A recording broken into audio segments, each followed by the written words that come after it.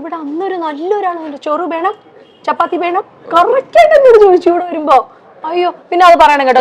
നമ്മുടെ ഇവിടെ ഉള്ള ആൾക്കാർ കൂടെ വേറെ സ്ഥലത്ത് പോയിട്ട് ജോലി ചെയ്യില്ല. അപ്പൊ പുറത്തുനിന്ന് ആൾക്കാർ കൊണ്ട് ഇവിടുത്തെ ജോലി പഠിപ്പിക്കാൻ അറിയില്ലേ? ഇവിടെ വേറെ ലാംഗ്വേജ് പഠിക്കും, നമ്മുടെ മലയാളം. ഭയങ്കര ട്രോൾ ഉണ്ടായിരുന്നു കേട്ടോ. കാര്യം ഇവിടെയുള്ള ഒരു UK, ലണ്ടൻ, അമേരിക്കയൊക്കെ ഓർത്തുകൊണ്ടിരിക്കുമ്പം അവിടെ മറ്റേ നോർത്ത് സൈഡിലൊക്കെ ഉള്ളവര് കാട്ടാക്കട, ഐരാണിമുട്ടം, എടപ്പള്ളി ഇതൊക്കെ ആലോചിച്ചോണ്ടിരിക്കുകയാണ്. So that's it. അല്ല, ഇവിടുത്തെ സർവീസ് എടുത്ത് പറയണം. ഏറ്റവും കൂടുതൽ എനിക്ക് തോന്നുന്നു പപ്പടം ആയാലും സുലൈമാനി ആയാലും ഇങ്ങനെ റീഫിൽ ചെയ്തുകൊണ്ടേയിരിക്കും. ദിലീപേട്ടന്റെ പടമൊക്കെ കാണുന്ന പോലെ നമുക്കിങ്ങനെ മനസ്സ് നിറഞ്ഞായിരിക്കും നമ്മൾ ഇവിടെ വന്നിരുന്ന് കഴിക്കുന്നത്. ഒരിക്കലും ഈ പഞ്ചാബി ഹൗസിന്റെ സെക്കൻഡ് പാർട്ട് ആയിട്ടാ ഇങ്ങനെ വരുന്നുണ്ട്. CID മൂസ ഇല്ല, വരത്തില്ല അല്ലേ? ഇനി CID മൂസയുടെ രണ്ടാം ഭാഗത്തെ പറ്റി ദിലീപേട്ടൻ എന്ന് പറഞ്ഞു. അതും ഈ പറഞ്ഞ അത് നമ്മളൊരു പ്രോസസ്സിൽ നമ്മളത് നമ്മുടെ ആഗ്രഹമാണ് ചെയ്യണമെന്ന്. കാരണം നമ്മളും ഈ പറയുന്ന പോലെ പിള്ളേരുടെ സ്വഭാവവും ഒക്കെ ഉള്ള ആൾക്കാരായതുകൊണ്ട് നമുക്കും ചിരിക്കാനും പിന്നെ ഒരുപാട് ആൾക്കാർ അത് ആവശ്യപ്പെടുന്നുണ്ട്. അപ്പം അതുകൊണ്ട് ഞാൻ അതിൻ്റെ റൈറ്റേഴ്സിനോട് നിങ്ങൾ അതൊന്ന് പെട്ടെന്ന് ശരിയാക്കി തന്നാ പറഞ്ഞിരിക്കുന്നത്. അല്ല, ഞങ്ങളും ദിലീപേട്ട അങ്ങനത്തെ ചിത്രം കാണാൻ വെയിറ്റിംഗ് ആണ്. കാരണം CID മൂസക്ക് എന്തും ചെയ്യാനുള്ള ലൈസൻസ് ഉണ്ട്. അപ്പം അത് ഒരു നമ്മൾ ടേസ്റ്റ് ദ ബ്ലെൻഡർ എന്നാണല്ലോ നമ്മൾ അതിൻ്റെ ടാഗ് ലൈൻ അതായിരുന്നു, ടേസ്റ്റ് ദ ബ്ലെൻഡർ. ബ്ലെൻഡറാണ് മൊത്തം. നമ്മുടെ ചെറുപ്പത്തിൽ നമുക്ക് തോന്നിയിട്ടുള്ള മണ്ടത്തരങ്ങൾ മുഴുവൻ. കാരണം കുട ഇപ്പൊ പാരച്യൂട്ടിൽ ഇറങ്ങണപ്പോ നമുക്ക് 4 കുട കൂട്ടി കഴിഞ്ഞാൽ ചാടിയാ അതുപോലെ വരുമോ എന്ത് ചിന്തിക്കുന്ന മണ്ടത്തരങ്ങൾ പോലത്തെ. അല്ല, സൗഹൃദങ്ങളുടെ കാര്യങ്ങൾ പറയുമ്പോഴത്തേക്കും ഒരുപാട് നല്ല സുഹൃത്തുക്കളുള്ള ഒരാൾ കൂടിയാണ് ദിലീപേട്ടൻ, ഞങ്ങൾക്കറിയാം. അപ്പൊ പല പ്രതികൂലമായിട്ടുള്ള സാഹചര്യങ്ങൾ ഈ സൗഹൃദം എത്രത്തോളം ഇമ്പോർട്ടന്റ് ആണെന്ന് ദിലീപേട്ടന് തോന്നിയിട്ടുണ്ട്? നമ്മളെല്ലാവരുടെയും ലൈഫിൽ സുഹൃത്തുക്കൾക്ക് വലിയ സ്ഥാനമല്ലേ. നമ്മൾ പ്രശ്നങ്ങൾ വരുമ്പോഴാണ് ഇതിൽ ആരൊക്കെയാണ് യഥാർത്ഥ സുഹൃത്തുക്കൾ എന്നൊക്കെ പറയുന്ന ഒരുപാട് കാര്യങ്ങൾ മനസ്സിലാവും. അപ്പം അതിന് വേണ്ടിയിട്ട് ദൈവം ഓരോ സാധനങ്ങൾ ഉണ്ടാക്കി വിടുക എന്ന് പറയില്ല. അപ്പം നമുക്ക് യാഥാർത്ഥ്യം മനസ്സിലാവും. ഞാൻ അന്ധമായിട്ട് എല്ലാം എൻ്റെ ആൾക്കാരാണെന്നുള്ള രീതിയിൽ പോയിരുന്ന ഒരാളാണ്. പക്ഷെ അങ്ങനെ അല്ല എന്നുള്ളത് നമുക്ക് ചില സാഹചര്യങ്ങൾ നമ്മളെ പഠിപ്പിക്കുന്നുണ്ട്. അപ്പം നമുക്ക് അതിനകത്ത് കറക്റ്റായിട്ട് വേർതിരിച്ച ആൾക്കാരെ മനസ്സിലാക്കി ചെയ്യാം. എന്ന് വെച്ചാൽ നമുക്ക് ആരോടും പരാതികളോ പ്രശ്നമൊന്നുമില്ല, തിരിച്ചറിവ് ഇത്രേ ഉള്ളൂ. അല്ലാണ്ട് അതിൻ്റെ പേരിൽ അതെന്ന് വെച്ചിട്ടുണ്ടെങ്കിൽ എല്ലാവർക്കും അവരുടെ വ്യക്തമായ കാരണങ്ങൾ ഉണ്ടാവാം. അപ്പോൾ പിന്നെ നമുക്ക് നമ്മൾ ബോധ്യപ്പെടുക.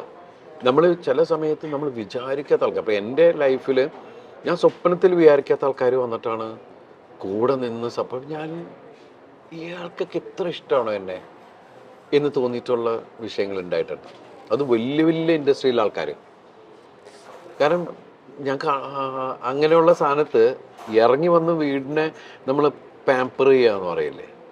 അപ്പം അവരുടെ മനസ്സിൽ നമ്മൾ ഇത്രയും അവർ നമ്മളെ ചേർത്ത് വെച്ചിട്ടുണ്ട്. പ്രകടനത്തിലും സംസാരത്തിലും അങ്ങനെ ഫീൽ ചെയ്തിട്ടില്ലെങ്കിലും വളരെ അപൂർവമായിട്ടേ നമ്മൾ സഹകരിക്കുന്നുള്ളൂ. അങ്ങനെയൊക്കെയുള്ള സമയത്ത് പോലുള്ള ആൾക്കാർ പോലും വന്നിട്ട് ഭയങ്കര ഇതാവുക എന്ന് പറയില്ലേ. എൻ്റെ വീട്ടിലെ ആൾക്കാരൊക്കെ ഭയങ്കര പാമ്പർ, ഇങ്ങനെ ആരും ഇല്ലെങ്കിൽ എല്ലാം നമ്മൾ എന്താണ് ഒരു പിടിയില്ലാത്തൊരവസ്ഥയിൽ കൂടി പോകുമ്പോഴേക്കേ അതൊക്കെ വലിയ എക്സ്പീരിയൻസ് തന്നെയാണ് ലൈഫ്. എന്നാൽ ഒരു 3 AM ഫ്രണ്ട് നമ്മൾ പറയും, രാത്രി 3 മണിക്കാണെങ്കിലും എനിക്ക് അവനെ വിളിക്കാം, എനിക്കത് ചർച്ച ചെയ്യാം. അങ്ങനെ എല്ലാവരുടെ മനസ്സിൽ അങ്ങനെ ഞങ്ങൾക്കൊക്കെ ഒരു 3 AM ഫ്രണ്ട് കാണുമല്ലോ. ദിലീപേട്ടൻ അങ്ങനെ ഒരു 3 AM ഫ്രണ്ട് ആരാന്ന് ചോദിച്ചാൽ സ്കൂളിൽ പഠിച്ചവരായിരിക്കും, ആര് വേണം അങ്ങനെ ഒരാൾ? എനിക്ക് എൻ്റെ ഇപ്പോൾ ഉള്ള സുഹൃത്തുക്കളെല്ലാം 3 AM ഫ്രണ്ട്സാണ്. ആണല്ലേ? കാരണം ഏത് സമയത്തും വിളിക്കാം. കാരണം ഞാൻ ആയിട്ട് കമ്മ്യൂണിക്കേറ്റ് ചെയ്യുന്ന ആണായാലും പെണ്ണായാലും അവർക്കും അങ്ങനെ തന്നെയാണ്.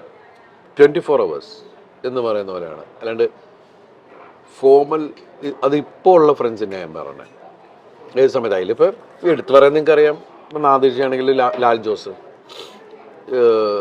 കുറേ പേരുണ്ട്. അതിപ്പോൾ സംവിധായകർ പോലും ആണെങ്കിലും ഞാൻ ഒരു സമയം പോലും നോക്കാണ്ട് വിളിക്കുന്ന ആൾക്കാരെ കൂടുതലും. എനിക്കെപ്പം വിളിക്കണം തോന്നുന്നു, സംസാരിക്കണമെന്ന് പറയണ സുഹൃത്തുക്കളെ. പണ്ട് നമ്മൾ ഫോമലായിരുന്നു. അങ്ങനെ വിഷയം വരുമ്പോൾ ആരെന്തൊക്കെയുണ്ടെന്ന് പറയുമ്പോൾ എൻ്റെ ഇപ്പോൾ വീടിൻ്റെ അവിടെ നോക്കുകയാണെങ്കിൽ എന്നെ ഏറ്റവും കൂടുതൽ സപ്പോർട്ട് ചെയ്ത ആൾക്കാരാണ് ശരത്ത്, ബൈജു എന്നൊക്കെ പറഞ്ഞത്. അവർ പക്ഷെ അവരെയും കൂടി കൊണ്ടുവന്ന് ഇതിനകത്ത് ഈ കേസിൽ പ്രതികളാക്കുക എന്നൊക്കെ പറയുന്നൊരവസ്ഥയാണ്. അവർ മനസ്സാവച്ച അറിയത്തൊക്കെ അവർ നമ്മുടെ കുടുംബത്തെ സപ്പോർട്ട് ചെയ്ത ആൾക്കാരാണ്. അതിൻ്റെ പേരിൽ അവരെ പിടിച്ചിട്ടാക്കുക, അതൊക്കെ ഭയങ്കര സങ്കടകരമായ കാര്യങ്ങൾ. അപ്പോൾ സിനിമയിൽ ഇപ്പോൾ പ്രൊഡ്യൂസർ അസോസിയേഷനിലും ഡിസ്ട്രിബ്യൂട്ടേഴ്സിലും തിയേറ്റേഴ്സിലൊക്കെ ഉള്ള ആൾക്കാരെ എനിക്ക് ഏത് പാതിരാത്രം വിളിക്കാം. അവർ എൻ്റെ ഫോൺ കണ്ട അപ്പം അവർ തിരിച്ചു വിളിക്കും. എന്ന് പറയുന്ന ഒരു കാര്യമുണ്ടല്ലോ. അപ്പൊ അതൊക്കെ വലിയ കാര്യങ്ങൾ തന്നെയാണ്. ആണ്. അല്ല, ഇത് പറഞ്ഞുകൊണ്ടിരിക്കുമ്പോ നമ്മുടെ അടുത്ത ഡിഷ് വന്നു. ചേട്ടാ വാലു, ചേട്ടന് 2 വാക്ക് നമ്മുടെ മലയാളി പ്രേക്ഷകർക്ക് വേണ്ടി സംസാരിക്കും. മലയാളത്തിൽ പറയൂ. മലയാളത്തിൽ വരൂ ഏട്ടാ. ആദ്യം ഈ ഡിഷിനെ പറ്റി പറയാം. ഇത് പാഷൻ ഫ്രൂട്ടിന്റെ എല്ലാം കാണാണ്ട് പഠിച്ചല്ലേ ഇവിടെ വന്ന് ചോദിച്ചു. അല്ല ഏട്ടാ, ഇതൊക്കെ ഞങ്ങൾ സ്ഥിരം കഴിക്കുന്നയാ. അമർ അക്ബർ എന്തോണിയാ കമാര സംഭവം ഏതാ വേണ്ടേ ഞാൻ പറഞ്ഞുതരാം. എല്ലാം എവറിത്തിങ്. ജ്യൂസ് ചിക്കൻ അവിടെ കൊടുത്തേ. ഇത് ചിക്കൻ ആണ്. പഴംപാനിയും ഒരു കഷ്ണം തന്നാൽ. അതാണ്, പഴംപാനിയുണ്ട്, ചിക്കൻ ഉണ്ട്. ചിക്കൻ ഒരു ഗ്രില്ല് പോലത്തെ ഏട്ടാ. പിന്നെ ഇതിന്റെ ഏറ്റവും വ്യാഴാഴ്ച ആയതുകൊണ്ടാണ് ഞാൻ നോൺ വെജ് കഴിക്കാത്ത കേട്ടോ. ഇതൊന്നിനെ പറ്റിയും ധാരണയില്ലാത്ത കിട്ടുന്ന എല്ലാം വലിച്ചു വാരി കഴിക്കുന്ന ഞങ്ങളെ പോലുള്ള നമ്മൾ ഈ തിങ്കൾ അങ്ങനെയൊക്കെയുള്ള ചില ദിവസങ്ങൾ, ശനി എന്നൊക്കെ പറയുന്ന ദിവസങ്ങൾ അങ്ങനെ വെജിമ്മയാണ് പോകുന്നത്. നല്ലതായിട്ടാ, മൊത്തം ഒന്ന് ക്ലെൻസ് ആവാനും നമുക്ക് ശാരീരികമായി. It's very nice. Matheesh, thank you. കപ്പ ബിരിയാണി ഉണ്ട് കേട്ടോ ഇതില്. അതാണ് എനിക്ക് കമാര സംഭവം ഞങ്ങൾ എടുക്കുന്നതിന്റെ ഏറ്റവും കാര്യം. കപ്പ ബിരിയാണിയും കൂടെ കിട്ടും. പുട്ടും ചിക്കനും കപ്പ ബിരിയാണി, ഈ പാഷൻ ഫ്രൂട്ട്, പിന്നെ ട്യൂണ സാലഡ് ആണ് കേട്ടോ. ഇത് ട്യൂണയാണ്. ട്യൂണ കൊണ്ടുള്ള സാലഡ്. അപ്പൊ മൊത്തം ഒരു നോൺ വെജിന്റെയും വെജിന്റെയും ഒരു പക്ക ബാലൻസ് സംഭവമാണ് നമ്മുടെ ഈ കമാര സംഭവം. ഒരു സംഭവമാണ് കമാര സംഭവം. ദിലീപേട്ടാ, ഇവിടെ ദിലീപേട്ടന്റെ നമ്മളിവിടെ ദേവൂട്ടിലും ദിലീപേട്ട നല്ല നല്ല പാട്ടുകൾ കേൾക്കാം. ദിലീപേട്ട നല്ല സിനിമകളുടെ ഓർമ്മകളൊക്കെ നമുക്ക് വരും. പഞ്ചാബി ഹൗസ് ഉണ്ട്, എല്ലാതരം കുട്ടികളുണ്ട്. അപ്പൊ എത്രയോ നായികമാരുമായിട്ട് ഇപ്പൊ ദിലീപേട്ടൻ ആക്ട് ചെയ്തേ, വർക്ക് ചെയ്തേ. ഒന്നുകൂടി അത് നോക്കിയിട്ടില്ല എന്നത് സിനിമയുടെ എണ്ണം. ഇപ്പൊ ഈ ഇറങ്ങാൻ പോകുന്ന തങ്കമണി എനിക്ക് തോന്നുന്നത് ഒരു 148 കേട്ടേന്ന് തോന്നുന്നു. ഞാൻ അടുത്തവണ നായികമാരുടെ എണ്ണം ഒന്ന് പിടിക്കണം. ഞാൻ അവരോട് ഷോയ്ക്ക് പോയിട്ടുണ്ട് എൻ്റെ നായികമാരോടൊപ്പം. ആ ഷോയിൽ മുഴുവൻ എൻ്റെ കൂടെ അതുവരെ അഭിനയിച്ച ഒരു 90% ആൾക്കാർ ആ ഷോയിൽ വന്നിട്ടുണ്ടായിരുന്നു. എനിക്ക് തോന്നുന്നു 2000. ഈ ദിലീപേട്ടൻ ചിലപ്പം ഈ ദിലീപേട്ടനും ഈ പണ്ട് മണിച്ചേട്ടനൊക്കെ ഉണ്ടായിരുന്നു. വെറുതെ ഇങ്ങനെ കഥകളൊക്കെ മെനഞ്ഞ് ഇവരെ പറഞ്ഞ് വിശ്വസിപ്പിക്കുക. ഏറ്റവും പെട്ടെന്ന് ഈ കൺവിൻസ്ഡ് ആകുന്ന ഒരു നായികാരായിരുന്നു ദിലീപേട്ടൻ. ആണല്ലേ? എല്ലാവരും പറ്റിക്കണ ഒരു, കാരണം എല്ലാ കോർട്ടിസ്റ്റുകളും കളിയാക്കുക. അതാണ് സലീമൊക്കെ പറഞ്ഞത്. സലീമ എല്ലാവരുമായിട്ട് ഭയങ്കര അറ്റാച്ച്ഡ് ആയിട്ടുള്ള ഒരു ഹീറോയിനാണ് കാവ്യ. അവളെല്ലാവരും ഇങ്ങനെ ഓരോന്ന് പറഞ്ഞു അവൾ വിശ്വസിക്കുകയും ചെയ്യും. കാരണം മറ്റുള്ളവർക്കെല്ലാം അവർ ഈ നീലേശ്വരത്ത് നിന്ന് വന്നതിൻ്റെ ഒരു നാട്ടിൻപുറത്ത് അങ്ങനെയുള്ളൊരു സാധനമല്ലോ.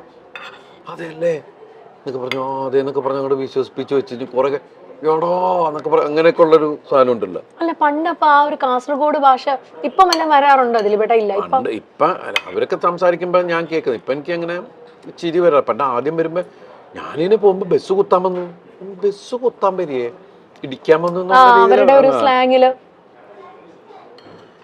പക്ഷെ ഇന്നിപ്പോ മലയാള സിനിമയിൽ ശരിക്കും പറഞ്ഞാൽ ആ ഭാഷ എല്ലാവരും ഇഷ്ടപ്പെടുന്ന, എല്ലാവർക്കും എത്ര പടങ്ങളും അതിന്റെ പേരിൽ ഹിറ്റായിട്ടുണ്ട്. നമ്മൾ കാണാൻ പോയിട്ടില്ലേ? രസമല്ലേ അത് കേൾക്കാൻ? ഭാഷ നല്ല ഭാഷ, നല്ല രസമാണ്.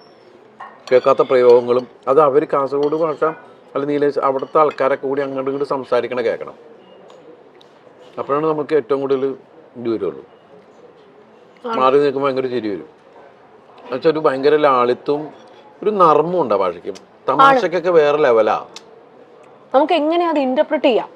ഇവരുടെ ചില വാക്കുകൾ.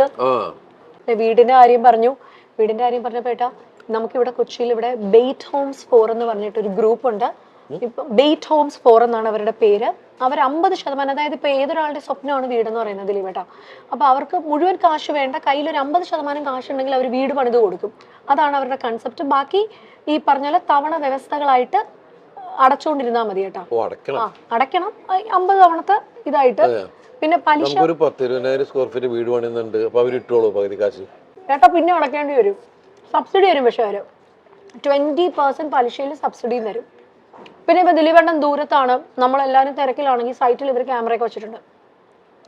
അപ്പൊ അതിലുവഴി നോക്കിയാൽ മതി. ഇന്നത്തെ ഞങ്ങളുടെ ഈ ഷോയുടെ മേജർ ക്ലയന്റ് കൂടിയാണ് കേട്ടോ അവര്, ബെയ്റ്റ് ഹോംസ്. പക്ഷെ അവർ ഈ പറഞ്ഞ വീട്ടിന്റെ നിങ്ങൾക്ക് പ്ലാൻ വേണമെങ്കിൽ അവരുടെ ആപ്പിൽ കയറി നോക്കിയാൽ നിങ്ങൾക്ക് ഫ്രീ പ്ലാൻസും കിട്ടും. That's it.